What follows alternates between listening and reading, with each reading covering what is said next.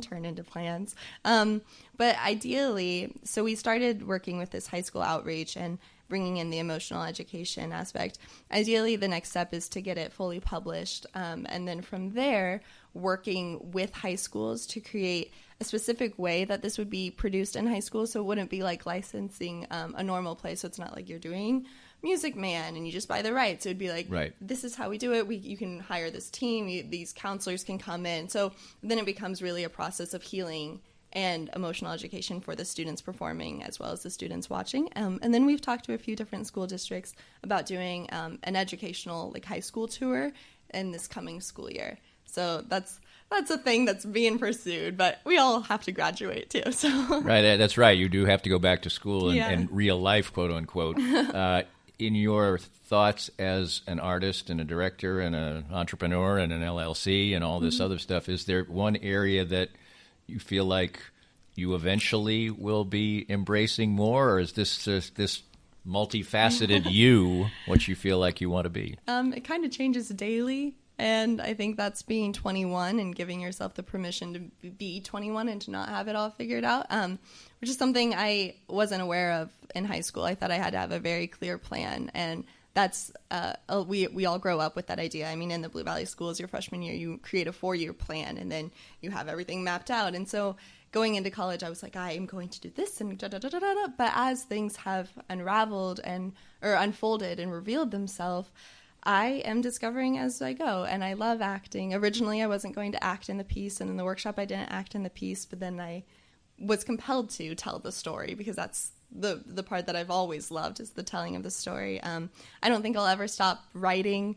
Hopefully, I don't stop directing for at least a few years. I'm going to move most likely to New York as soon as I graduate and then pursue whatever happens after that. Well, it's somebody who obviously can write a play in one night. Obviously, things come to you, and you can make them happen. So when I wrote a book, and almost all of it was written in a 3-week span. Yeah. So sometimes you just under circumstances or things that create that. But still, that's a remarkable enterprise. And just what is it like having the dynamic of your character also being on the stage, not on the stage in the audience, but I mean in the play with you, two sides of the same character? It was actually the hardest thing I've ever acted. I've never acted. I've written quite a few works before, but I've never acted in them. And I haven't had any challenges of being on stage in the same way that this has challenged me because I understand the character so well from a writing point of view, and I spent so long thinking about her and thinking about her motivations and her intentions and mapping things out. And then I had to give myself permission to let the actor argue with the writer because it's not fun to act when you have all the answers. That's what acting is. Right. I mean, as people, we don't know our motivations every second of every day. You're discovering them in the moment. So it was really interesting toying with that. And then obviously there was a challenge of finding a way to make Sophia distinctly different than me. For health reasons, I needed that separation, but also because it's not me, and I didn't write a play about me. I wrote a play about my generation. So. Right. You have, in the packets I was reading, you have quotes from people who have been absolutely impacted by this, teenagers who have said that maybe it saved their lives, or the story that they went through was being told. That must be incredibly gratifying. It is. It was enough for me the very first night of the workshop. If that's everything, if nothing happened after that, I would have been okay because someone came up to me and thanked me for showing their story on stage and thanked me for making them glad they're still alive and that their suicide attempt had been unsuccessful.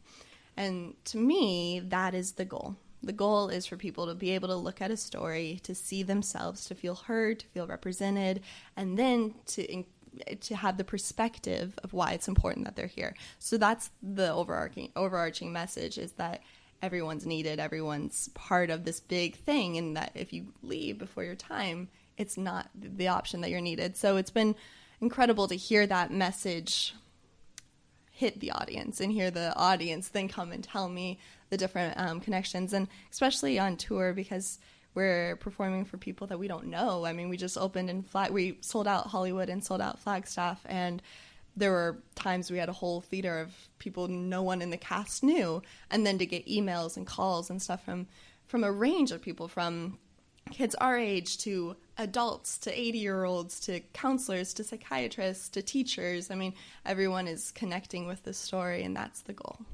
LaurenSage Browning from Blue Valley, and now, obviously, from the California Institute of the Arts. How many people go to the California Institute of the Arts? Pretty darn small. It's about the size of my whole high school, so it's, I think now somewhere between like 3,000, 5,000, but my acting class is 20. That's not that small, but that's a nice particular deal there. Do you have anything that you feel like you do better than something else?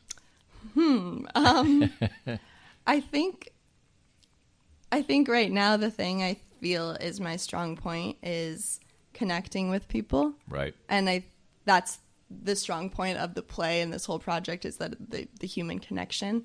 And that's the thing we keep returning to when my confidence is failing on other things. I keep trying to connect back to that moment of just hearing people and seeing people and being with them. Well, it's very inspirational.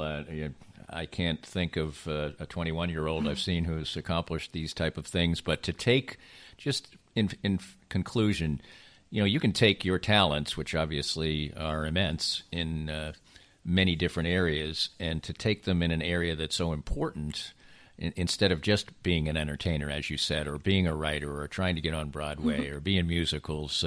That says a lot about you, but it also... it puts some gravitas, some bass in your life that I would think that is important. Thank you. It's my grounding factor is to have something that I feel is important. And the thing is, we need entertainment and we need funny shows.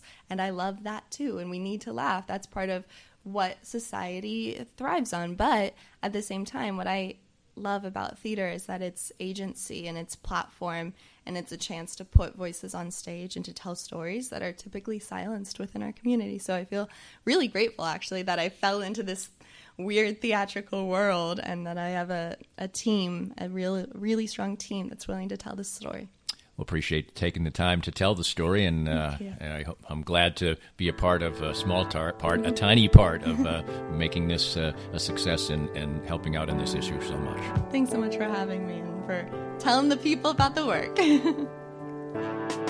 We hope you enjoyed the latest Danny Klingscale Reasonably Irreverent podcast. Come back soon for something fresh and new. This podcast was made possible by our great sponsors like the Exit Room of Lee's Summit. Come with friends, family, colleagues, or a team to tackle the challenges of this unique escape room.